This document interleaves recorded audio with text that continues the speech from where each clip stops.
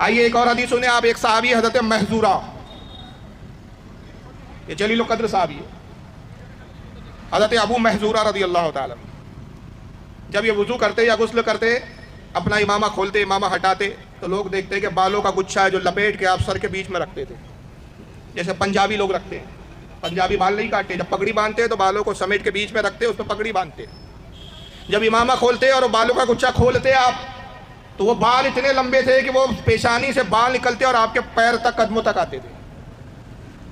صحابہ کو بڑی حیرت ہوئی.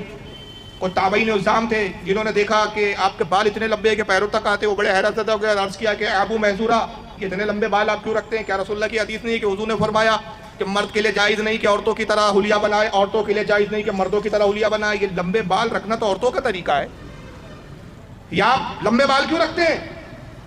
اس کو کٹاتے کیوں نہیں؟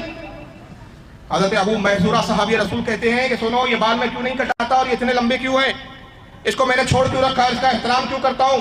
اس کا خیال کیوں رکھتا ہوں؟ وجہ یہ ہے کہ جب میں چھوٹا تھا تو میری والدہ رسول اللہ کی خدمت میں مجھے لے گئی اور عرض کرتی، یا رسول اللہ ابو محذورہ کے لیے دعا فرما دے. سرکار نے محبت سے میرے سر کے اس حصے پر ہاتھ پھیرا اور دعا فرمائی. میری ماں نے مجھے تاکید کی، بیٹا جن بالوں پہ رسول کا دست مبارک لگ گیا ہے، اب جائز نہیں کہ ان بالوں کو کاٹ کے کٹور لالوں کے حوالے کر دیا جائے. وہ دین ہے اور آج کا دین ہے، میں نے ان بالوں کو نہیں کاٹا. میں ان عقیدہ بد عقیدوں سے پوچھنا چاہتا ہوں جو آج میلاد النبی کی ہم سے دلیل مانگتے، مجھے بتاؤ رسول اللہ کی تم ایک حدیث دکھاؤ کیا سرکار نے کہا تھا جن بالوں پہ میرا ہاتھ لگ جائے اس کو کاٹنا نہیں؟ یہ عمل صحابی کا ہے، نبی کا حکم اس پر موجود نہیں ہے. تو ابو محذورہ سے پوچھا جائے، صحابی رسول آپ نبی کی صحبت میں ہونے کے بعد یہ عمل کیوں کر رہے ہیں؟ تو وہ جواب یہی دیں گے کہ یہ محبت کا تقاضا ہے کہ جن بالوں پہ سرکار کا دست مبارک ہاتھ شریف لگ گیا، ان بالوں کو میں گڈروں کے حوالے نہیں کر سکتا. جس چیز کو نبی سے نسبت ہو جائے وہ چیز قابل تعظیم ہو جاتی ہے. تبھی ہم کہتے ہیں کہ اس دین کو نبی کی ولادت سے نسبت ہو گئی، اس لیے یہ دین قابل تعظیم ہے.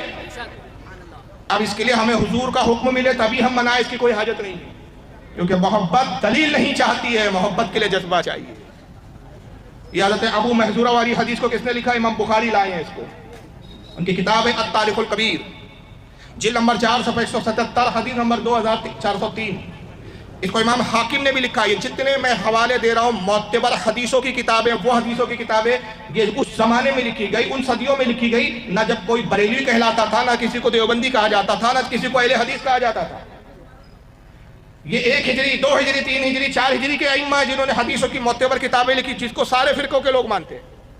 امام حاکم نے اس کو اپنی المستدرک میں لکھا، جلد نمبر 3 صفحہ 590، حدیث نمبر 6181. امام طبرانی لائے ہیں اس کو المعجم الکبیر کے اندر، جلد 7 صفحہ 210، حدیث نمبر 6746.